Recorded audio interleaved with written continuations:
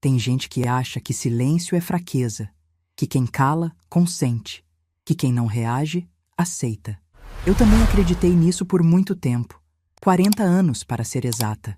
40 anos calada, 40 anos engolindo, 40 anos achando que o amor de mãe se provava assim, em silêncio, em sacrifício, em abrir mão de si mesma para que o outro tivesse tudo. Meu nome é Doralice Mendes Figueiredo. Tenho 71 anos. E hoje estou sentada na varanda do meu apartamento, no bairro de Lourdes, em Belo Horizonte, olhando a serra se pintar de laranja com o pôr do sol, e tenho uma coisa para contar. Uma coisa que carrego aqui dentro do peito faz tempo, e que agora, finalmente, estou pronta para colocar em palavras. Se alguém me perguntasse, há 5 anos, quem eu era, eu responderia sem pensar 2 vezes. Sou a mãe do Renato. Só isso. Não diria meu nome. Não falaria dos meus sonhos, das minhas vontades, dos meus talentos, porque eu não existia como pessoa.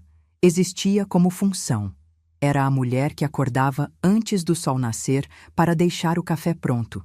A que passava roupa de madrugada para o filho ir arrumadinho ao colégio.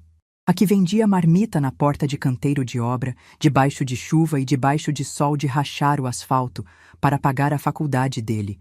Era quem tirava do próprio prato para que Renato nunca sentisse falta de nada. Mas não vim aqui falar do passado. Ainda não. Vim falar de um domingo de outubro, numa casa em Belo Horizonte, que mudou absolutamente tudo na minha vida. Eu morava num quartinho nos fundos da casa do meu filho, um cômodo que antes era depósito de ferramentas, com uma janela estreita que dava para o muro do vizinho, um banheiro tão apertado que eu precisava fechar a porta para conseguir me virar dentro dele, e uma cama de solteiro com um colchão fino que rangia toda vez que eu me mexia durante a noite. Minhas coisas, uma vida inteira de memórias, couberam em 2 caixas de papelão. E eu vivia ali havia quase 8 anos. 8 anos. Desde que Renato casou com Viviane e me convidou para ficar perto da família. Na teoria, era carinho. Na prática, eu cuidava dos 2 filhos deles, Bernardo e Isabela, enquanto os 2 trabalhavam. Cozinhava, limpava, lavava, passava, levava as crianças na escola, buscava, ajudava com lição, dava banho, preparava lanche.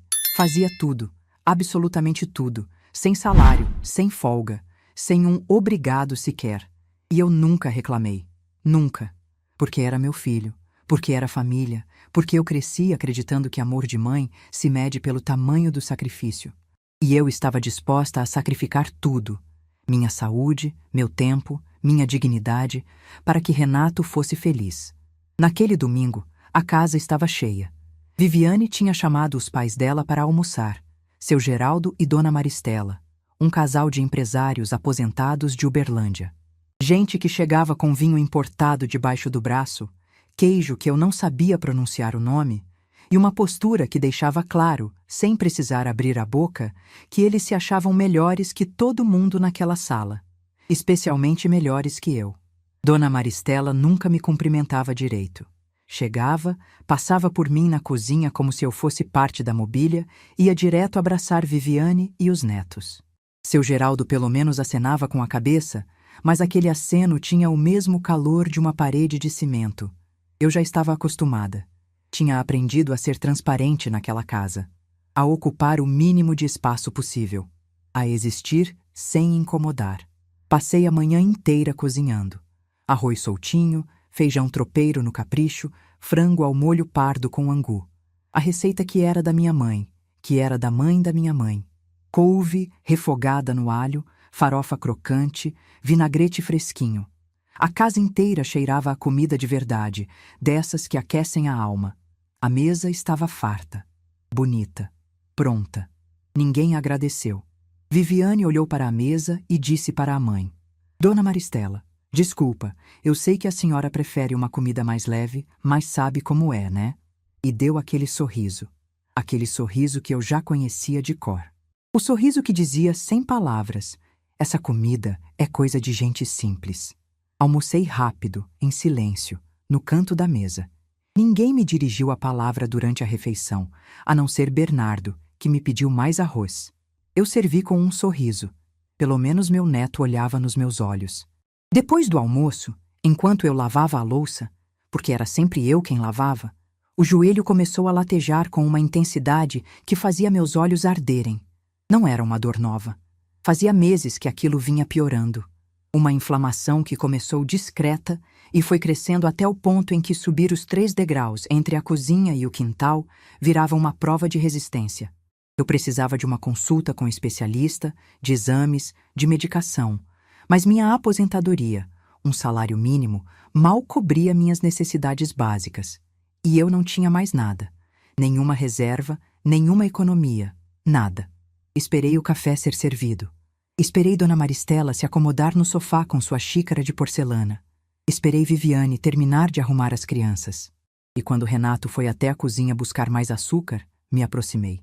Discretamente, quase sussurrando. Disse que estava com o joelho muito ruim, que precisava de um remédio que custava mais do que eu conseguia pagar. Pedi, com aquela voz de quem já está pedindo desculpa antes mesmo de terminar a frase, se ele podia me ajudar.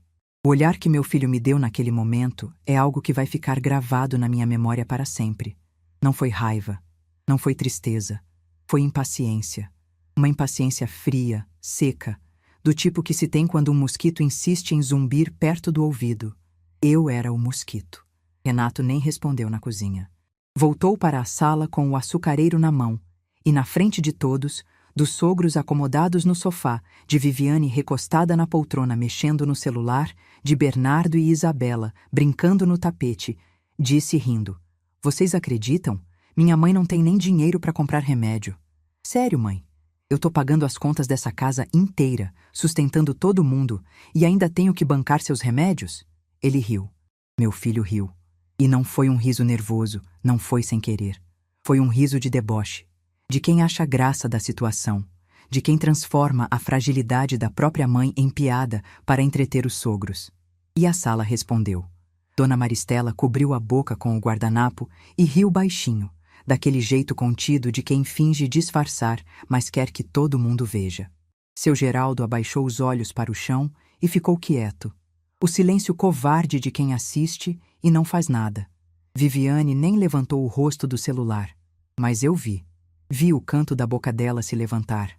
Aquele meio sorriso de satisfação, como se a cena confirmasse tudo o que ela sempre pensou sobre mim, que eu era um peso, uma velha sem serventia. E meus netos. Bernardo parou de brincar e me olhou com aqueles olhos castanhos grandes, franzindo a testa, tentando entender o que estava acontecendo. Isabela, a mais nova, apertou o brinquedo contra o peito e ficou em silêncio. Criança sente. Criança sempre sente quando algo está errado, mesmo sem entender o quê. A sala ficou em silêncio depois da risada. Um silêncio pesado, grosso, do tipo que gruda na pele.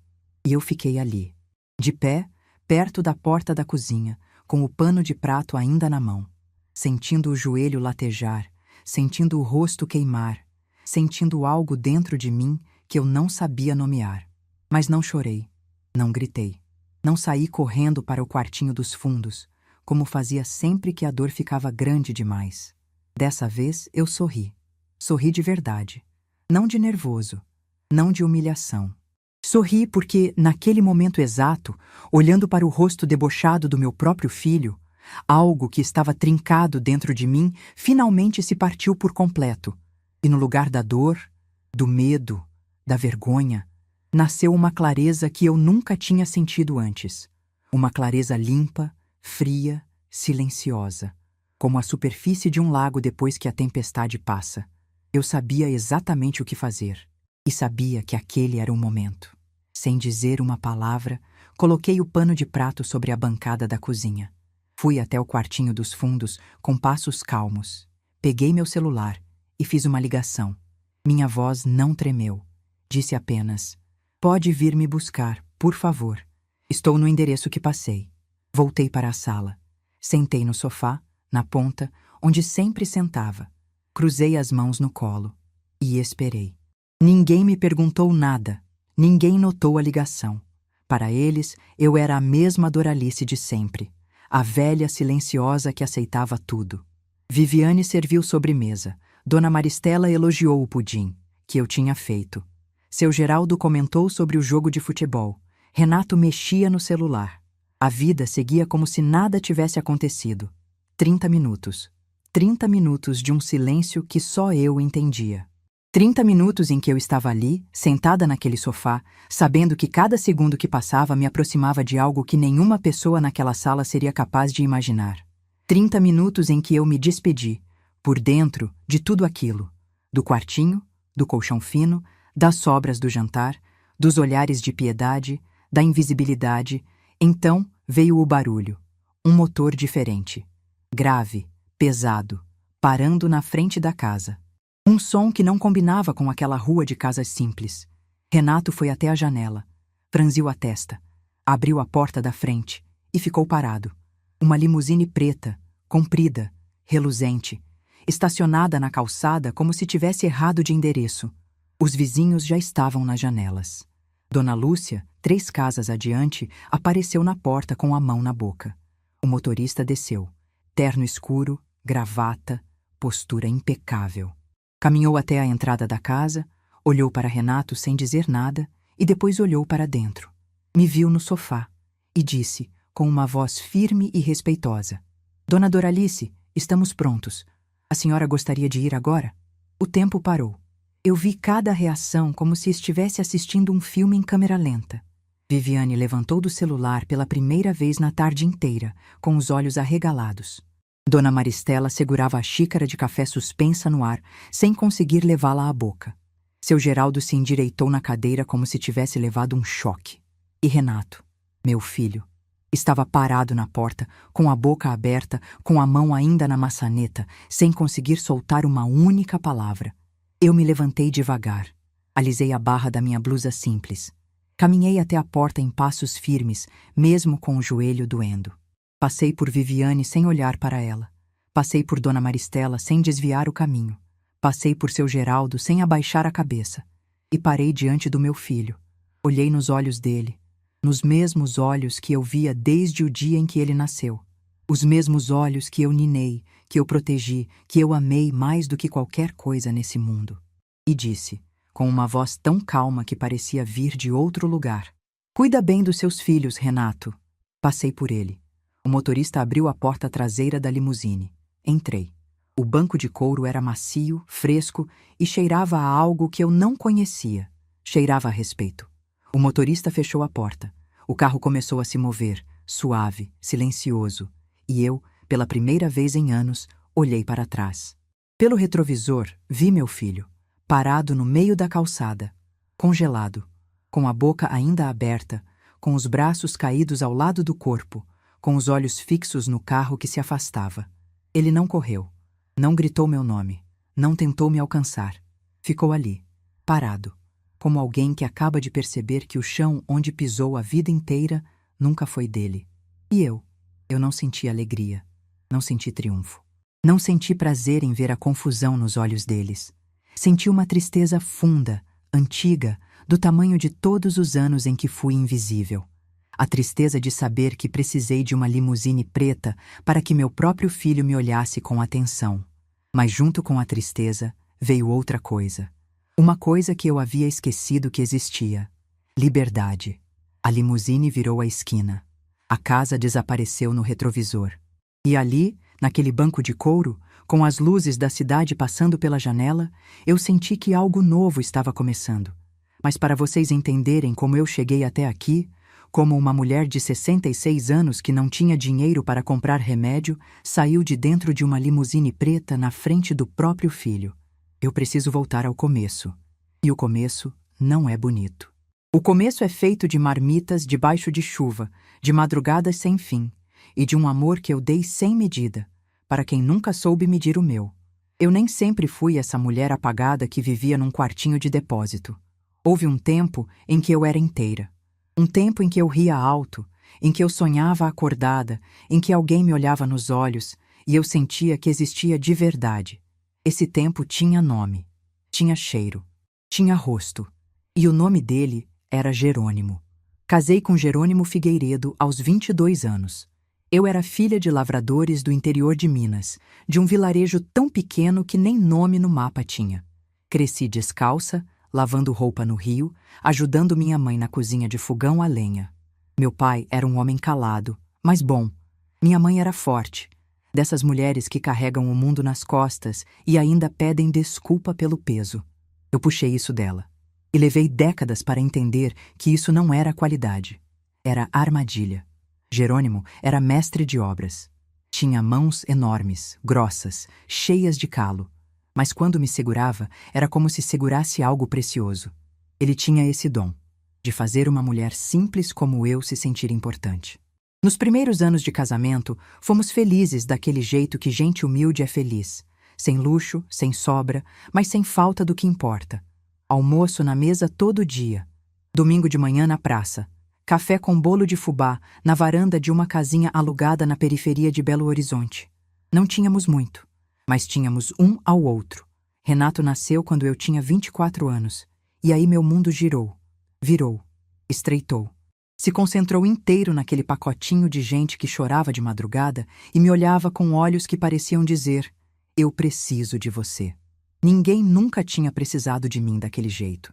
E eu me entreguei. Me entreguei com uma intensidade que agora, olhando para trás, entendo que era bonita e perigosa ao mesmo tempo. Porque eu não fui só mãe. Eu me tornei mãe e deixei de ser todo o resto. Jerônimo trabalhava para um rapaz chamado Sebastião Rocha. Sebastião tinha 10 anos a menos que meu marido, mas tinha uma ambição que fazia os olhos dele brilharem de um jeito diferente. Ele queria abrir a própria construtora. Tinha os projetos, tinha os contatos, tinha a lábia, mas não tinha o dinheiro. Meu marido acreditava nele. Acreditava como acreditava em tudo, de corpo e alma. E eu tinha algo que nenhum de nós esperava ter: uma herança. Minha avó materna, Dona Gertrudes, que viveu e partiu no interior de Minas, deixou para mim um sítio de 12 hectares em Ouro Branco. Terra boa, com nascente, cercada de montanha. Quando a vovó se foi, o sítio ficou para mim, única neta mulher. Jerônimo me olhou nos olhos numa noite de terça-feira, depois de colocar Renato para dormir, e disse: Doralice, se a gente vender esse sítio e investir na empresa do Sebastião, a gente muda de vida. Eu tenho certeza. Eu confiei. Não porque entendesse de negócios. Confiei porque confiava nele. Vendemos o sítio por um valor que na época parecia uma fortuna. E colocamos tudo na empresa. Jerônimo entrou como sócio operacional, com o conhecimento técnico e a mão de obra. Eu entrei com o capital. E no contrato social, registrado em cartório, constava claro: Doralice Mendes Figueiredo, participação de 30% na construtora Rocha em Figueiredo. Na época, aquilo era só um papel. Eu não entendia de percentual, de lucro, de participação societária. Para mim, o importante era que Jerônimo estava feliz, que a empresa ia dar certo, que nosso filho teria um futuro melhor. Guardei minha cópia do contrato numa pasta de plástico azul junto com certidões, documentos de casamento e fotos antigas. Enfiei a pasta dentro de uma caixa de sapato, coloquei em cima do guarda-roupa e nunca mais pensei naquilo. A construtora começou pequena. Uma obra aqui, uma reforma ali. Jerônimo saía de casa às 5 da manhã e voltava depois das 8 da noite, com as roupas cheias de poeira e cimento, mas com um sorriso que iluminava a cozinha inteira. Ele me contava sobre cada projeto, cada parede erguida, cada cliente satisfeito. Eu ouvia tudo aquecendo o jantar, com Renato adormecido no meu colo. Foram anos bons. Não fáceis, bons. A empresa foi crescendo aos poucos. E mesmo que a gente não visse muito dinheiro caindo na nossa conta, Jerônimo dizia que era questão de tempo, que o investimento ia retornar, que eu ia poder parar de se preocupar. Ele me prometia isso quase toda noite, antes de dormir, e eu acreditava. Porque quando você ama alguém, acreditar não é escolha, é reflexo. Renato tinha 12 anos quando tudo mudou. Era uma terça-feira de agosto, dessas manhãs frias de Minas que fazem o corpo encolher. Jerônimo saiu de casa como sempre. Café preto, beijo na minha testa, bagunçou o cabelo do Renato que estava tomando café e disse: Volta cedo hoje, filho, que a gente vai assistir o jogo juntos. Ele nunca voltou. O acidente aconteceu no canteiro de obras. Um andaime cedeu. Jerônimo estava no segundo andar, conferindo uma estrutura. Caiu de uma altura que não perdoa. Me ligaram às 11 da manhã. Eu estava estendendo roupa no quintal, com o rádio ligado, tocando uma música que nunca mais consegui ouvir sem sentir o chão sumir. Cheguei ao hospital e já não havia mais nada a ser feito. Meu marido tinha partido, assim, sem aviso, sem despedida. Sem me dar tempo de dizer que o amava mais uma vez, que estava orgulhosa dele, que aquele investimento no sítio da vovó tinha sido a decisão certa porque ele era a decisão certa. No velório, Sebastião Rocha apareceu com os olhos vermelhos.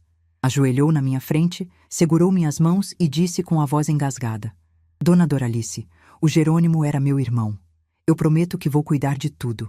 A empresa, a sua parte, tudo. A senhora não precisa se preocupar com nada. Só cuida do Renato que eu cuido do resto. Eu estava destruída. Mal conseguia respirar.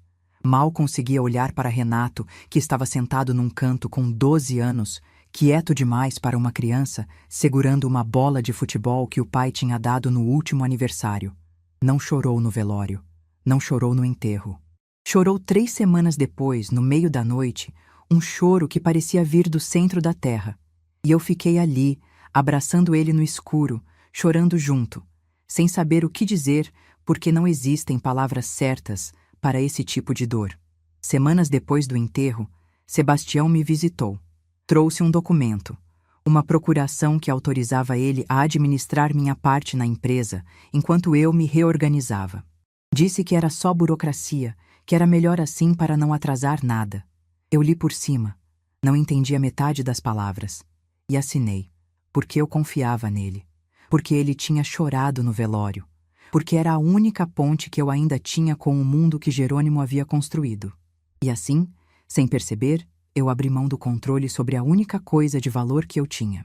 Mas, e isso é importante, eu nunca abri mão da propriedade. A procuração era administrativa. Dava a ele o direito de gerir, não de transferir. Minha participação de 30% continuou no meu nome, sempre. Mas eu não sabia disso. E durante 30 anos, vivi como se aquele papel não existisse. A vida depois de Jerônimo virou sobrevivência pura. Voltei a fazer o que sabia, cozinhar. Comecei a vender marmita na porta de canteiro de obra, nos mesmos lugares onde meu marido trabalhava. Acordava às 4 da manhã, cozinhava arroz, feijão, carne moída, farofa, bife acebolado, empacotava tudo em marmitas de alumínio, colocava num carrinho de mão coberto com um pano xadrez e saía pelas ruas de Belo Horizonte antes do sol nascer. Debaixo de chuva, eu ia. Debaixo de sol que derretia o asfalto, eu ia. Com o joelho já começando a doer aos 40 anos, eu ia. Com as mãos rachando de tanto lavar panela, eu ia. Com dor de cabeça, com gripe, com vontade de ficar na cama e chorar o dia inteiro, eu ia. Porque Renato precisava de material escolar. Porque Renato precisava de uniforme novo. Porque Renato tinha a excursão da escola. Porque Renato queria fazer cursinho para o vestibular. E o dinheiro de Sebastião? Aparecia de vez em quando. R$ 1.000 num mês, 2.000 no outro. Depois, sumia por 6 meses. Depois, mandava 500 com uma mensagem. Desculpa a demora, dona Doralice. As coisas andam apertadas. E eu acreditava. Sempre acreditava. Enquanto isso, a construtora Rocha, em Figueiredo, crescia. Começou a fazer prédios residenciais, depois comerciais, depois shoppings. Mas eu não acompanhava. Não lia jornal de negócios, não entendia de mercado imobiliário. Meu mundo era o carrinho de marmita, a cozinha da minha casa, e a rotina de garantir que Renato tivesse tudo o que precisava para se tornar alguém. E ele se tornou. Se formou em engenharia civil aos 24 anos. Eu estava na formatura, última fileira, com um vestido emprestado de uma vizinha. Chorei tanto que a maquiagem borrou inteira. E quando ele subiu no palco e fez o discurso, agradeceu ao pai. Agradeceu a namorada que tinha na época. Agradeceu os amigos, os professores. E eu fiquei ali, aplaudindo, com os braços prontos para um abraço que veio rápido e desatento, porque ele já estava procurando outra pessoa por cima do meu ombro. Naquele dia, pela primeira vez, senti que estava perdendo meu filho. Não para outra mulher, não para outro lugar. Estava perdendo ele para o silêncio, para a indiferença, para aquela ingratidão disfarçada de pressa que filhos adultos confundem com independência. Mas eu não disse nada. Engoli. Sorri. Arrumei meu vestido emprestado e voltei para casa sozinha, de ônibus, enquanto ele saiu com os amigos para comemorar num restaurante onde uma marmita custava mais do que eu ganhava num dia inteiro de trabalho. Logo depois, veio Viviane. Bonita, bem arrumada, com o cabelo sempre no lugar e um jeito de falar que deixava claro que ela conhecia gente, frequentava lugares e avaliava pessoas em menos de 3 segundos. Quando Renato me apresentou, ela me olhou de cima a baixo. Não foi grosseira, foi pior, foi educadamente distante. Deu um sorriso polido, apertou minha mão sem força e disse: "Prazer, dona Doralice." O dona soou como um muro. O casamento veio rápido. Eu contribuí com tudo que tinha. Vendi meu fogão velho. Peguei um empréstimo na aposentadoria que ia me prender por 3 anos. E cozinhei. Cozinhei como nunca tinha cozinhado. 200 marmitas para a festa. 3 dias sem dormir direito. Arroz, feijão tropeiro, frango, farofa, vinagrete, maionese de batata. Tudo feito por essas mãos. No dia do casamento, Viviane me colocou numa mesa no canto. Longe da mesa principal, longe dos padrinhos, longe da família dela. Quando perguntei a Renato, discretamente, se não podia sentar mais perto, ele me puxou pelo braço e sussurrou: "Mãe, por favor, não me envergonha. Não me envergonha." Essas 3 palavras ficaram gravadas em mim como ferro quente. Porque ali, naquele momento, eu entendi que meu filho tinha vergonha de mim. Da minha roupa simples, do meu jeito de falar, da minha origem. Eu, que carreguei marmita debaixo de chuva para pagar a faculdade dele, era motivo de vergonha no dia mais importante da vida dele. Mas engoli, como sempre engoli. Sentei na mesa do canto, comi a comida que eu mesma tinha feito, brinquei com os vizinhos que foram convidados para completar número e voltei para a casa de ônibus, enquanto Renato e Viviane iam para a lua de mel que eu ajudei a pagar. Alguns anos depois, quando Viviane engravidou de Bernardo, veio o convite. Renato disse que a casa era grande, que eu podia morar com eles, que seria bom ter a família perto, especialmente com o bebê chegando.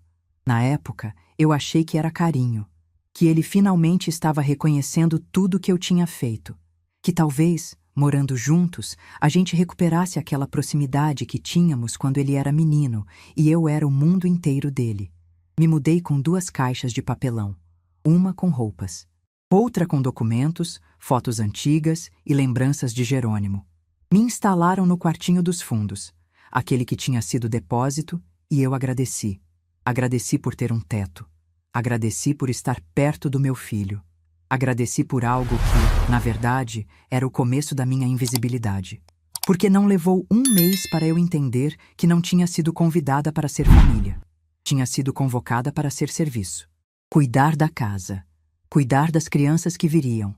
Cozinhar, limpar, lavar, passar. Tudo de graça, tudo em silêncio. Tudo com um sorriso agradecido no rosto, como se morar num quartinho de depósito fosse um privilégio.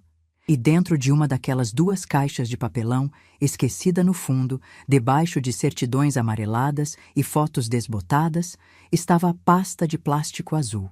E dentro da pasta, dobrado ao meio, o contrato social da construtora Rocha em Figueiredo, com meu nome, com meus 30%. Eu não sabia, não lembrava, não fazia ideia de que carregava comigo, o tempo inteiro, a chave para uma vida completamente diferente.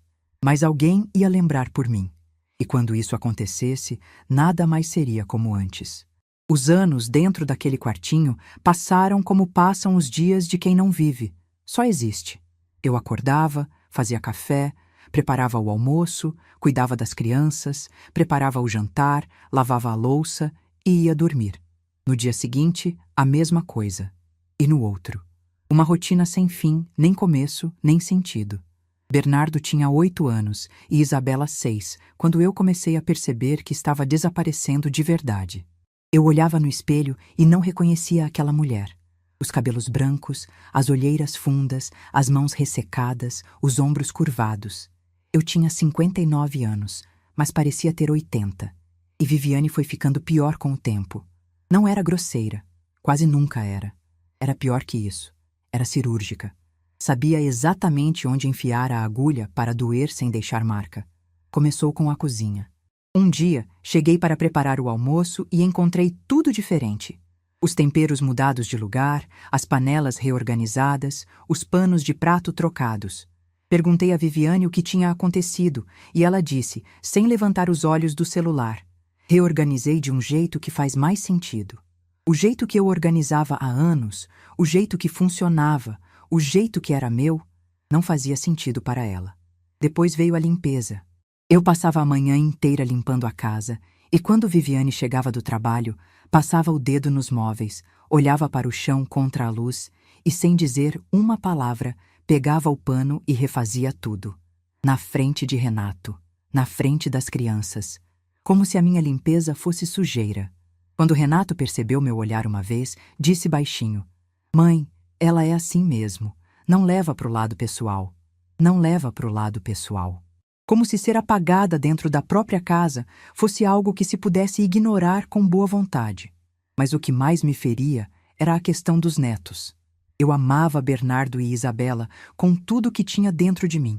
Eles eram o único motivo pelo qual eu ainda respirava naquela casa.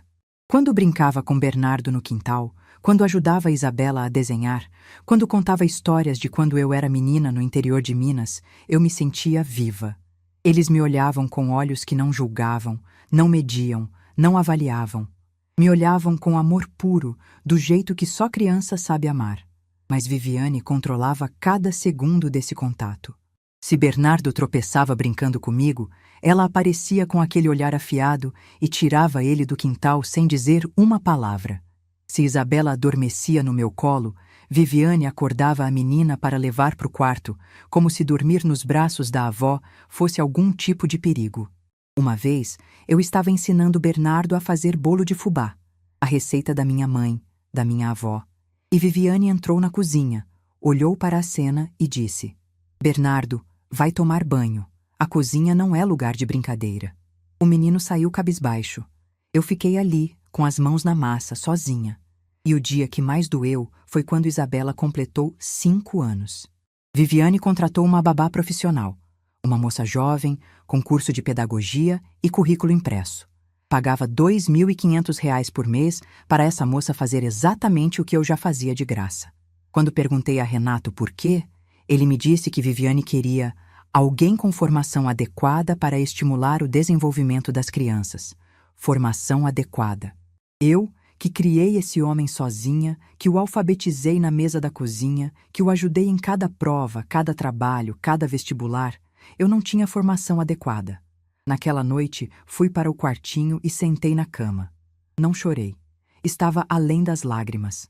Fiquei olhando para a parede, ouvindo os sons da casa, a televisão ligada na sala, o riso de Viviane ao telefone, os passos das crianças no corredor, e me sentindo como um fantasma, presente, mas invisível, existindo, mas sem matéria. Foi nessa época que Dona Lúcia entrou de verdade na minha vida. Ela morava 3 casas adiante, na mesma rua. Tinha 74 anos, era viúva como eu, e tinha um jeito de falar que misturava doçura com verdade sem pedir licença. Eu a conheci na padaria do bairro, numa manhã em que saí para caminhar só para não ficar entre 4 paredes. Dona Lúcia me olhou e disse, do nada: "A senhora tem cara de quem precisa de um café de verdade e de uma conversa sem mentira." Eu ri. Ri pela primeira vez em semanas. A partir daquele dia, Dona Lúcia virou minha âncora. Ia até a casa dela quase todo dia, no horário em que Renato e Viviane estavam no trabalho. Tomávamos café e ela me ouvia. Me ouvia de verdade, sem interromper, sem julgar, só ouvia. Uma tarde, depois de eu ter contado sobre a cena da babá, Dona Lúcia me segurou pelas mãos e disse algo que ficou ecoando na minha cabeça por semanas. "Doralice, você é uma mulher que esqueceu que tem valor. E quando uma mulher esquece que tem valor, o mundo inteiro esquece junto." Eu queria acreditar nela, mas era difícil acreditar em valor quando tudo ao meu redor me dizia o contrário. E então, num domingo à noite, meu celular tocou. Eu estava deitada no quartinho, com a porta fechada, ouvindo o barulho da televisão abafado pela parede. Olhei o visor e vi o nome: Patrícia, minha sobrinha, filha da minha irmã Dirce, que morava em São Paulo. A gente se falava pouco. Natal, aniversário, uma mensagem aqui e ali. Patrícia era advogada, trabalhava com direito empresarial numa firma grande de São Paulo. Uma moça inteligente, determinada. Atendi sem imaginar o que viria. A conversa começou normal. Como vai, tia? Tudo bem com o Renato? Mas depois de alguns minutos, o tom mudou. Patrícia ficou séria. Disse que estava lendo uma revista de negócios e viu uma matéria sobre as maiores construtoras de Minas Gerais. E no meio da lista, um nome chamou a atenção dela. Construtora Rocha Figueiredo. Meu coração disparou. Era a primeira vez em décadas que eu ouvia aquele nome. Rocha Figueiredo. O Rocha do Sebastião. O Figueiredo do meu Jerônimo. Patrícia me perguntou se aquele Figueiredo era referência ao meu falecido marido. Eu disse que sim, mas que fazia muito tempo, que eu não tinha mais nenhum contato com a empresa, que o Sebastião cuidava de tudo. Ela ficou em silêncio por alguns segundos, daqueles silêncios que pesam. Depois perguntou, devagar, como quem escolhe cada palavra. Tia, a senhora chegou a assinar algum documento vendendo a sua participação na empresa? Cessão de cotas? Transferência societária? Qualquer coisa desse tipo? Eu franzi a testa. Disse que não, que só tinha assinado uma procuração para o Sebastião administrar minha parte. Só isso, nada mais. Outro silêncio. Depois, a voz dela veio diferente, com um tremor de empolgação que ela tentava controlar. Tia, se a senhora nunca cedeu formalmente a sua participação, se nunca assinou nenhum aditivo ao contrato social transferindo suas cotas, a senhora ainda é sócia dessa empresa. E pelo tamanho que ela tem hoje, pelo faturamento que eles estão declarando. Tia, estamos falando de muito dinheiro. Eu sentei na cama. O colchão fino rangeu. Do outro lado da parede, Renato e Viviane riam de alguma coisa na televisão. Nos dias seguintes, minha vida se dividiu em duas. Do lado de fora, eu continuava sendo a mesma Doralice. Acordava cedo, fazia café, limpava a casa, cuidava dos netos, preparava as refeições, lavava a louça. Do lado de dentro, eu estava vivendo um terremoto silencioso. Patrícia pediu que eu procurasse o contrato social original. Eu sabia que estava na pasta azul, dentro da caixa de papelão que ficava debaixo da minha cama. Esperei uma manhã em que a casa estava vazia. Renato no trabalho, Viviane no salão, crianças na escola. Puxei a caixa, abri a tampa empoeirada e lá estava. A pasta de plástico azul que eu carregava desde a mudança, que sobreviveu a décadas, a mudanças de casa, ao tempo. Abri a pasta com as mãos tremendo. E lá dentro, dobrado ao meio, amarelado pelo tempo, estava o contrato. Datado, assinado, registrado em cartório. Doralice Mendes Figueiredo, 30% da construtora Rocha Figueiredo. Fotografei cada página com o celular e mandei para Patrícia. Ela analisou tudo em 2 dias e me ligou numa manhã de quarta-feira. Eu estava na casa de Dona Lúcia, tinha combinado de atender as ligações de Patrícia lá para que ninguém na casa do Renato ouvisse.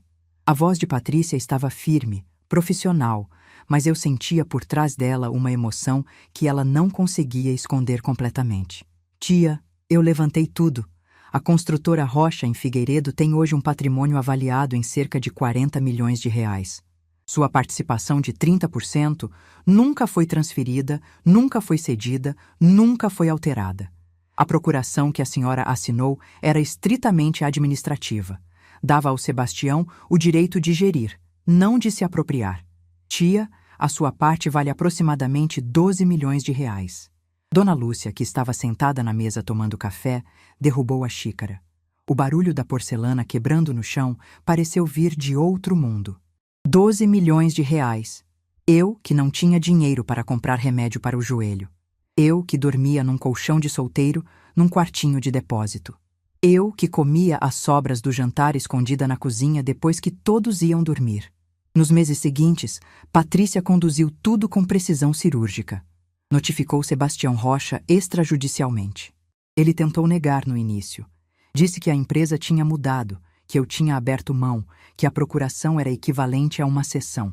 Patrícia desmontou cada argumento com provas documentais. O contrato original era irrefutável.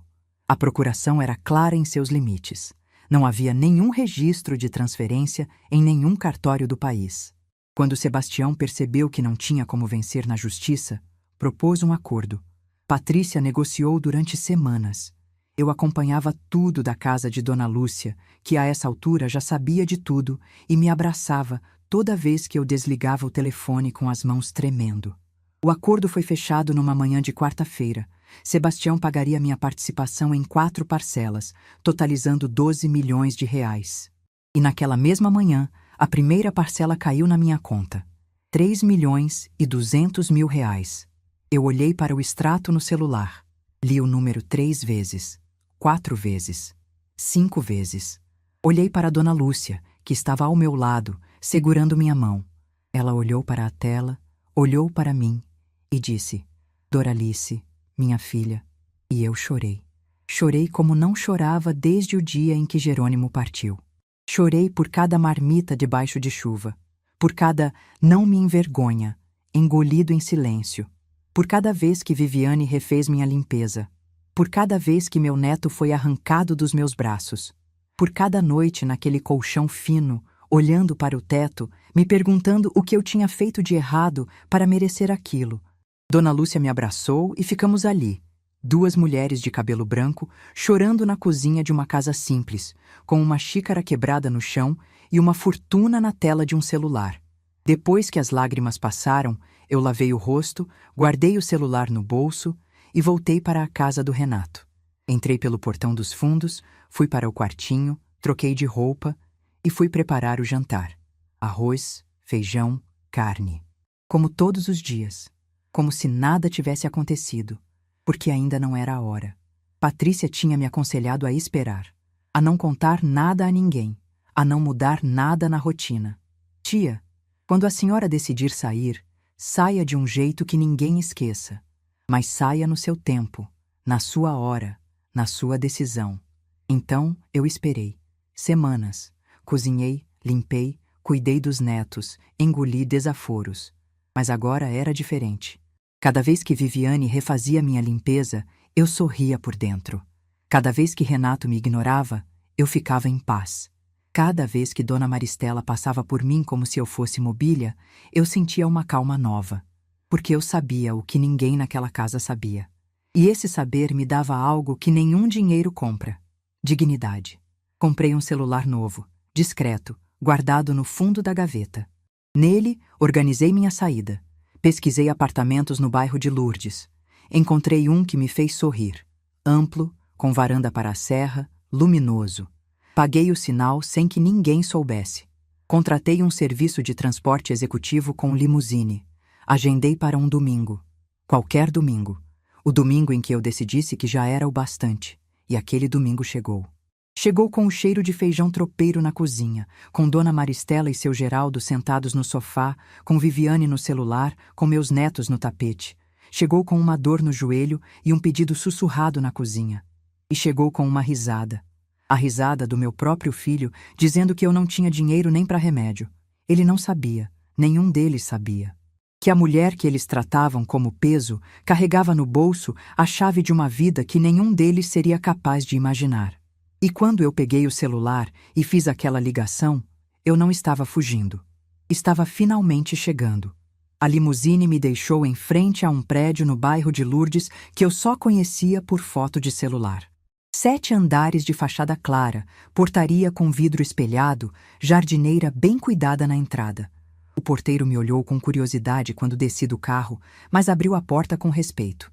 Disse: "Boa noite, dona Doralice", como se já me conhecesse. Patrícia tinha cuidado de tudo. Subi de elevador. 7º andar. Abri a porta do apartamento e acendi a luz. Era amplo. Muito mais amplo do que qualquer lugar onde eu já tinha morado. Sala espaçosa, cozinha com bancada de granito, 2 quartos, banheiro com box de vidro e uma varanda que dava para a serra. As luzes de Belo Horizonte brilhavam lá embaixo como um tapete de estrelas caídas. O apartamento estava vazio. Sem móveis, sem cortinas, sem nada. Só o chão limpo, as paredes brancas e o silêncio. Mas que silêncio diferente.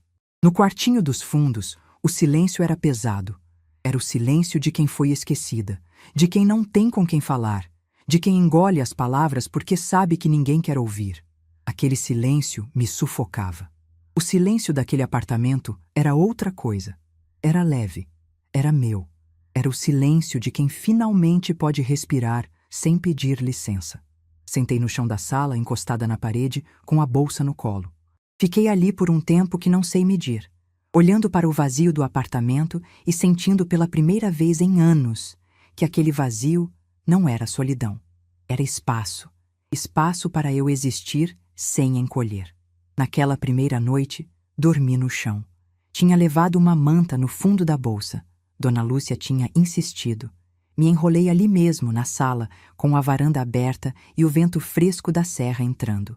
Dormi melhor do que em 8 anos naquele colchão fino, porque estava dormindo num lugar que era meu, completamente meu. Na manhã seguinte comecei a construir minha vida. Patrícia tinha deixado tudo organizado. A conta bancária nova, os documentos do apartamento, contato de uma empresa de móveis planejados, de uma clínica ortopédica para o joelho, de uma fisioterapeuta. Minha sobrinha pensou em cada detalhe com aquele carinho competente que era a marca dela. Eu olhava para aquela lista e me emocionava, porque era a primeira vez em décadas que alguém se preocupava em cuidar de mim, e não o contrário. Nos dias seguintes, mobiliei o apartamento e fiz questão de escolher tudo. Cada sofá, cada cor de parede, tons quentes, terracota na sala, verde musgo no quarto, plantas na varanda, samambaias, suculentas, um jasmim que perfumava o ar no fim da tarde, e uma cama de casal com colchão ortopédico. Quando deitei nela pela primeira vez, dormi 12 horas seguidas. 12 horas sem acordar de madrugada com o colchão rangendo, sem ouvir os passos de Viviane no corredor. Comecei o tratamento do joelho na mesma semana. O ortopedista me examinou com atenção, pediu exames, fez o diagnóstico. Uma lesão no menisco agravada por anos sem tratamento. Quando perguntou por que eu tinha demorado tanto, eu disse apenas, porque eu achava que minha dor podia esperar. Ele me olhou em silêncio por um momento. Acho que entendeu que eu não estava falando só do joelho. Comecei fisioterapia 3 vezes por semana. Contratei Dona Graça, uma senhora de 58 anos, como cuidadora. Não porque eu precisasse, mas porque merecia ter companhia. Dona Graça era simples, carinhosa e tinha um jeito de me tratar que me lembrava minha mãe. Uma semana depois da minha saída, meu celular começou a tocar. A primeira ligação foi de Renato. Eu deixei tocar. Não atendia. Ele ligou de novo e de novo. Na 4ª tentativa, mandou uma mensagem. Mãe, por favor, me liga. Preciso falar com você. Eu li a mensagem, coloquei o celular na mesa e fui preparar meu café com calma. Pela primeira vez, eu não tinha pressa em responder ao meu filho. Pela primeira vez, as necessidades dele não eram mais urgentes que as minhas. Ele apareceu no 3º dia. O porteiro me ligou dizendo que tinha um rapaz querendo subir. Eu autorizei. Quando abri a porta, Renato estava ali, com os olhos fundos, a barba por fazer, uma expressão que misturava espanto e desconforto. Ele entrou e olhou ao redor como quem não acredita no que está vendo. Os olhos passaram pela sala ampla, pelos móveis novos, pelas plantas na varanda, pela vista da serra. Eu servi café, coloquei a xícara na mesa e sentei na poltrona que eu mesma tinha escolhido. E esperei. Renato ficou de pé por um tempo, sem saber onde colocar as mãos. Depois sentou na ponta do sofá, segurando a xícara sem beber. E começou. Disse que estava preocupado comigo, que as crianças sentiam minha falta, que Bernardo tinha perguntado 3 vezes cadê a vovó e ele não sabia o que responder, que Isabela estava dormindo mal, que a casa estava uma bagunça sem mim, que Viviane estava sobrecarregada tentando dar conta de tudo. Eu escutei cada palavra em silêncio, tomando meu café, sem interromper. Depois ele fez a pergunta que eu sabia que viria. A pergunta que estava por trás de todas as desculpas, de todas as preocupações, de todas as menções às crianças. Mãe, como você pagou tudo isso? Esse apartamento, esses móveis? De onde veio esse dinheiro? Olhei para ele, para aquele homem que eu criei sozinha, que alimentei com marmita vendida na porta de obra, que formei em engenharia com o suor do meu trabalho. E disse, com a voz mais calma do mundo, Renato, durante 40 anos, eu cuidei de todo mundo menos de mim mesma. Agora, estou cuidando de mim. É só o que você precisa saber. A frustração no rosto dele foi visível. Ele queria detalhes. Queria entender. Queria saber exatamente de onde tinha vindo o dinheiro, quanto tinha, como tinha conseguido. Porque na cabeça dele, eu era incapaz. Era a velha do quartinho, a mãe sem estudo, a mulher que não entendia nada de dinheiro. Tentou insistir. Perguntou se alguém estava me influenciando, se eu não tinha caído em algum golpe, se eu tinha certeza de que estava sendo bem assessorada. Cada pergunta era um insulto disfarçado de preocupação. Cada frase dizia a mesma coisa. Mãe, você não é capaz de fazer isso sozinha. Eu coloquei a xícara na mesa. Olhei nos olhos dele e disse, Renato, eu vou te falar uma coisa, e vou falar uma vez só. Eu passei a vida inteira sendo tratada como alguém que não tinha valor. Naquela casa, eu era a empregada que não cobrava salário. Era a babá que não tinha formação adequada. Era a velha que não tinha dinheiro para remédio. E eu aceitei isso. Aceitei porque achava que era amor. Mas não era. Ele abriu a boca para falar. Eu levantei a mão, pedindo que me deixasse terminar. Você me convidou para morar com vocês, porque precisava de alguém para cuidar dos seus filhos e da sua casa. Não porque queria minha companhia. Não porque me valorizava. Você me queria como serviço, Renato. E quando o serviço pediu ajuda para comprar um remédio, você riu. Na frente de todo mundo. Você riu da sua própria mãe. O silêncio que se seguiu foi o mais longo que já existiu entre nós. Renato olhava para o chão. As mãos dele tremiam levemente. A xícara de café estava intocada, esfriando na mesa. Quando ele finalmente levantou os olhos, estavam vermelhos. A voz saiu baixa, quase infantil. Mãe, eu sei que errei. Me desculpa. Eu não percebia o que estava fazendo.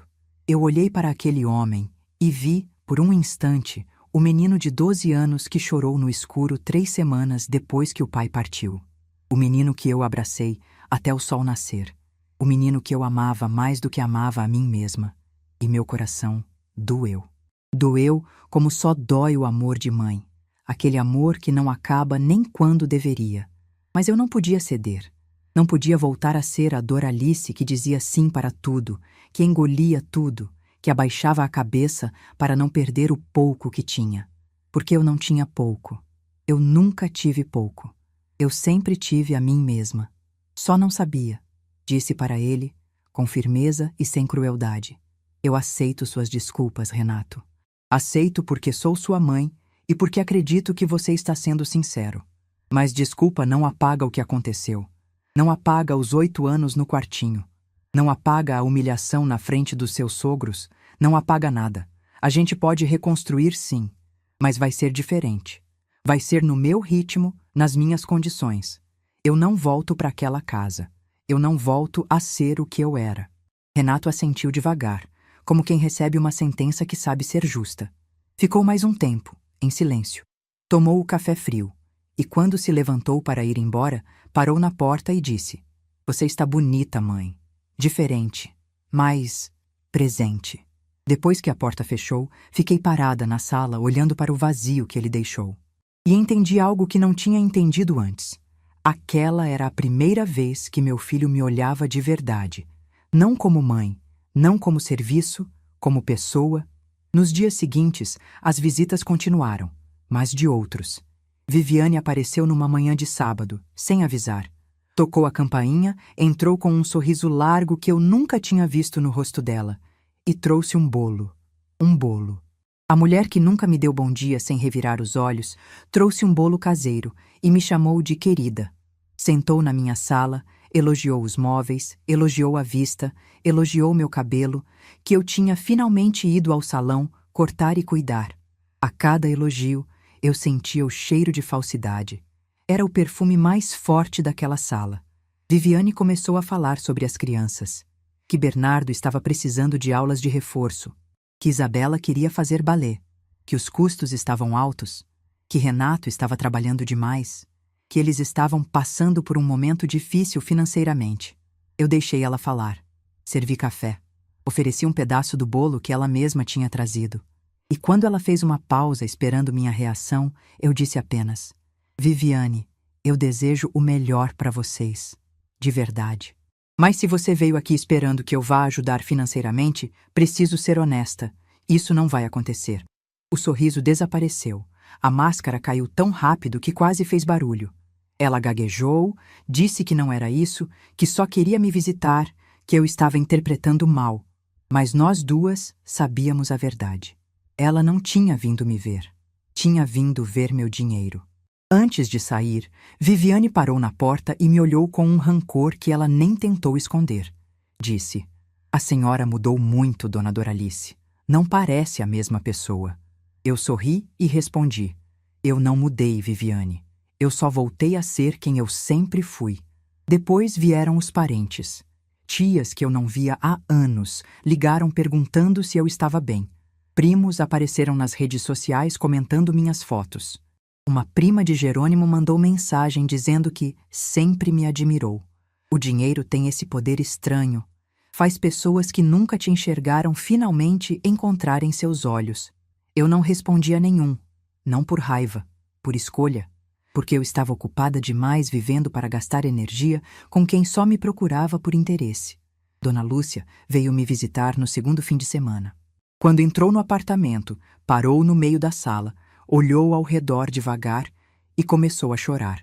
Não de tristeza, de orgulho. Disse: "Doralice, se o Jerônimo te visse agora..." Não terminou a frase. Não precisou. Eu completei por dentro.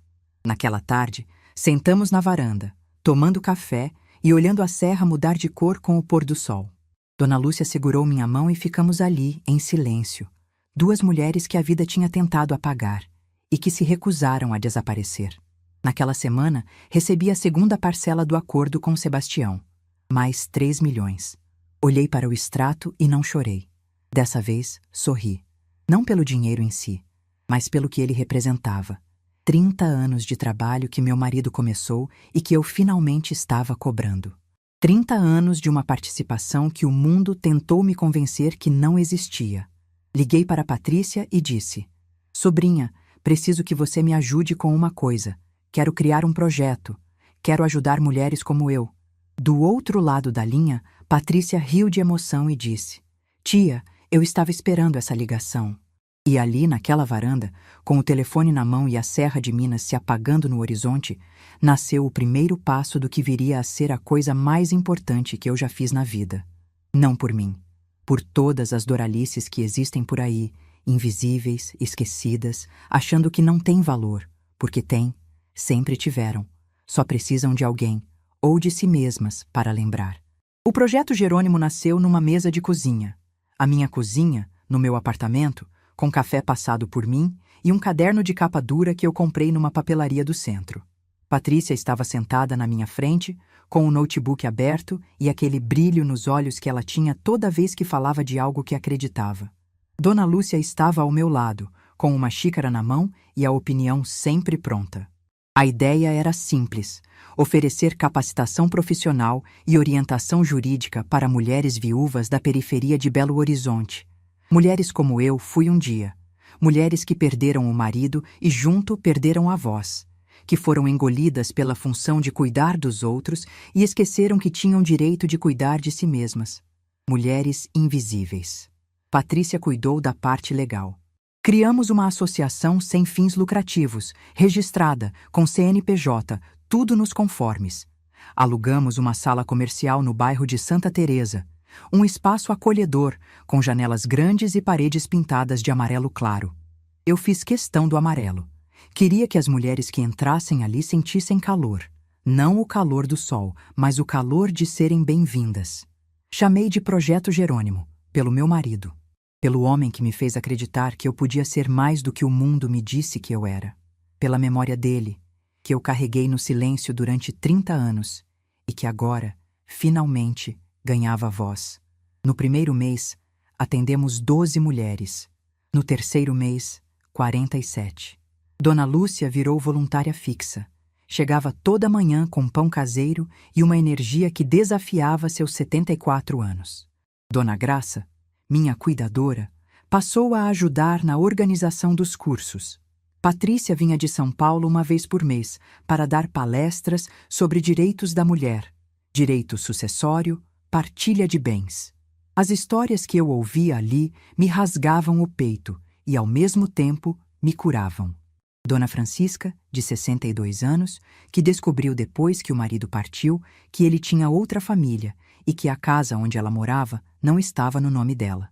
Marlene, de 55, que sustentava 3 filhos e 2 netos com um salário mínimo porque a família do falecido marido tinha ficado com tudo.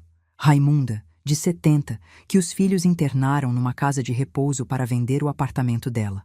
Cada uma daquelas mulheres era um espelho, e em cada espelho eu via uma versão de mim que poderia ter continuado existindo se eu não tivesse encontrado a pasta azul no fundo daquela caixa de papelão.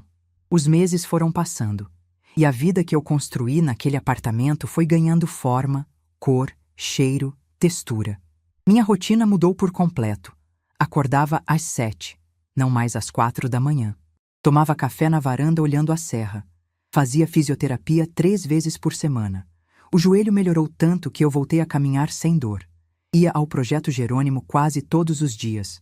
Conversava com as mulheres, ouvia suas histórias, compartilhava a minha. Descobri que gostava de pintar. Uma das voluntárias do projeto dava aulas de aquarela e eu me inscrevi por curiosidade. Na primeira aula, pintei a Serra de Minas vista da minha varanda. Ficou torto, as cores se misturaram onde não deviam e a montanha parecia mais uma nuvem deitada. Mas quando olhei para aquela tela, senti orgulho, porque era minha, imperfeita, desajeitada, mas minha. Como eu. 5 meses depois da minha saída, Renato me ligou para perguntar se podia trazer as crianças. Eu disse que sim, que minha porta sempre estaria aberta para meus netos. Eles chegaram num sábado de manhã. Bernardo entrou primeiro, olhando tudo com aqueles olhos grandes de menino curioso. Isabela veio atrás, segurando um desenho que tinha feito para mim. Uma casa com uma senhora de cabelo branco na varanda, com uma legenda escrita em letra tremida de criança. Vovó na casa nova. Meu coração se apertou de um jeito que eu achei que não fosse mais possível. Ajoelhei no chão, abracei os dois ao mesmo tempo e fiquei ali, sentindo o cheiro de shampoo infantil, de infância, de algo que eu tinha medo de perder para sempre. Bernardo se afastou primeiro. Olhou ao redor do apartamento, foi até a varanda, olhou para baixo, olhou para a serra e disse com aquela sinceridade que só criança tem: Vovó, sua casa é a mais bonita que eu conheço. Eu ri. Uma risada leve, molhada, que veio misturada com lágrima. Ele não entendeu por que eu estava emocionada. Para ele, era só uma observação. Para mim, era a confirmação de que eu tinha feito a coisa certa. Isabela, mais quietinha, ficou parada na cozinha olhando os temperos na prateleira. Depois veio até mim e disse, puxando minha manga: Vovó, você me ensina a fazer aquele feijão que a senhora fazia na outra casa? O feijão com farofa? A babá não sabe fazer igual. Aquela frase me atingiu de um jeito que eu não esperava. Não pela menção à babá, mas porque minha neta se lembrava. Se lembrava do meu feijão, do meu tempero, do meu jeito. Eu não tinha sido apagada da memória deles. Eu ainda existia ali, naquelas lembranças de criança, mesmo depois de meses longe. Naquela tarde, ensinei Isabela a fazer feijão tropeiro, a receita da minha mãe, que era da minha avó Gertrudes. Ela ficou ao meu lado no banco alto da cozinha, mexendo a panela com cuidado, rindo quando a farofa espirrava. Bernardo sentou na bancada e ficou assistindo, comendo pedacinhos de torresmo que eu deixava ele roubar da travessa. Renato ficou na sala, quieto, olhando a cena de longe. Quando servimos o feijão, ele comeu em silêncio. E no final, sem levantar os olhos do prato, disse baixinho: Tava bom, mãe. Igualzinho ao de antes. Eu não respondi. Só sorri. Porque aquele igualzinho ao de antes significava mais do que ele sabia. Significava que, apesar de tudo, algo de bom ainda nos conectava. As visitas se tornaram regulares. A cada 15 dias, Renato trazia os netos no sábado de manhã e buscava no fim da tarde. A relação entre nós foi se reconstruindo devagar, como se fosse uma parede que alguém derrubou e que agora precisava ser levantada tijolo por tijolo, com cuidado, sem pressa. Renato me tratava com um respeito que eu nunca tinha visto nele. Não era afeto, ainda não. Era respeito, do tipo que nasce quando alguém percebe que subestimou a pessoa errada. Ele nunca mais perguntou sobre o dinheiro. Nunca mais fez piada sobre minhas condições. Nunca mais me olhou como se eu fosse um peso. Viviane? Viviane sumiu. Nunca mais apareceu no meu apartamento depois daquela visita do bolo. Quando Renato trazia as crianças, vinha sozinho. Eu nunca perguntei por ela. Ele nunca explicou. E entre nós, aquele silêncio sobre Viviane dizia tudo o que precisava ser dito. Uma noite, depois de colocar os netos no carro e se despedir, Renato parou na porta e ficou me olhando por alguns segundos. Depois disse: "Mãe, eu preciso te dizer uma coisa." Esperei. Ele respirou fundo e continuou: "Eu tenho vergonha, não de você, de mim, do que eu fiz, do tempo que eu perdi tratando a senhora como se não importasse. E eu sei que não tem como voltar atrás. Mas eu quero que a senhora saiba que eu entendi. Demorei, mas entendi." Eu olhei para meu filho e vi que ele estava falando a verdade. Não era desculpa de conveniência, não era interesse disfarçado. Era um homem que finalmente tinha enxergado o tamanho do erro que cometeu. Não o perdoei com palavras. Não disse: "Está tudo bem", nem "Eu te perdoo". Apenas disse: "Eu sei, filho. Agora vai que as crianças estão esperando." Ele assentiu, desceu, entrou no carro. E antes de arrancar, olhou para cima, para a minha varanda. Eu estava lá, encostada no parapeito. Acenou. Eu acenei de volta. E ali, naquele aceno silencioso, havia mais verdade do que em 40 anos de palavras. Hoje faz 5 anos desde aquele domingo. 5 anos desde que meu filho riu na minha cara e eu sorri de volta. 5 anos desde que uma limusine preta parou na frente de uma casa simples e mudou tudo. O Projeto Jerônimo já atendeu mais de 300 mulheres. Algumas reconstruíram suas vidas, encontraram empregos, recuperaram direitos que nem sabiam que tinham. Outras apenas encontraram um lugar onde alguém as ouvia. E isso, às vezes, já é o suficiente. Dona Lúcia continua ao meu lado. Está mais velha, mais lenta, mas com a mesma língua afiada e o mesmo coração enorme. Na semana passada me disse: "Doralice, eu sabia que você ia dar a volta por cima. Sabia desde o primeiro café que a gente tomou juntas. Patrícia vem a Belo Horizonte sempre que pode. É mais do que minha sobrinha. É minha parceira, minha conselheira, a mulher que me devolveu o que o tempo tinha roubado. Sem ela, eu ainda estaria naquele quartinho, achando que o amor se prova pela quantidade de sofrimento que a gente aguenta em silêncio. Meus netos... Bernardo tem 13 anos agora. Está crescendo, ficando parecido com Jerônimo. O mesmo olhar firme, as mesmas mãos grandes. Outro dia me disse que quer ser engenheiro. Perguntei por quê. Ele respondeu: "Porque o vovô construía coisas, e eu quero construir coisas também." Meu coração quase saiu pela boca.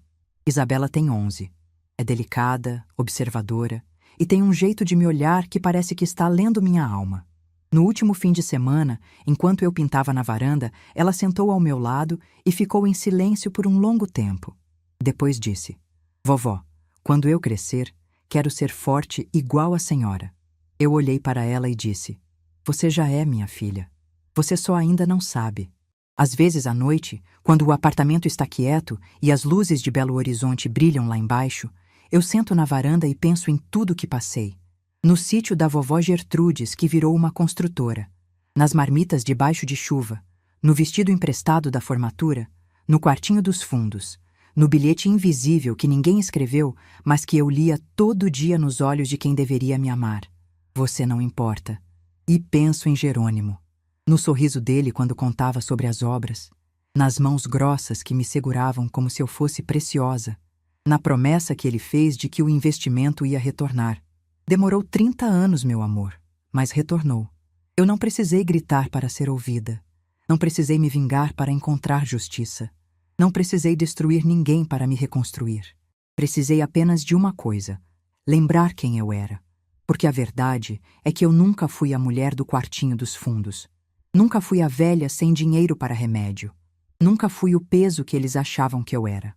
Eu sempre fui Doralice. A filha de lavradores que aprendeu a ter força com a mãe. A esposa que investiu tudo o que tinha no sonho do marido. A mãe que carregou um filho nas costas por 2 décadas sem pedir nada em troca. A mulher que, quando o mundo inteiro a esqueceu, se lembrou de si mesma. E essa lembrança foi o bastante. Se alguém me perguntar hoje quem eu sou, não vou dizer a mãe do Renato, não vou dizer a viúva do Jerônimo, Não vou dizer a avó do Bernardo e da Isabela. Vou dizer, eu sou Doralice. E isso é tudo o que eu preciso ser. A serra está escurecendo lá fora. O jasmim da varanda está perfumando o ar. E eu estou aqui, sentada na poltrona que eu mesma escolhi, na casa que eu mesma comprei, vivendo a vida que eu mesma construí. Não é perfeita. Não é a vida que eu imaginei quando era moça, mas é minha, e tudo que é meu, agora, eu cuido com o respeito que merece. Porque eu aprendi, aos 66 anos, algo que deveria ter aprendido aos 20.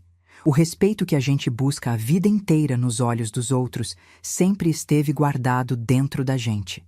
Só precisa de coragem para abrir essa porta. E essa porta, uma vez aberta, ninguém mais fecha.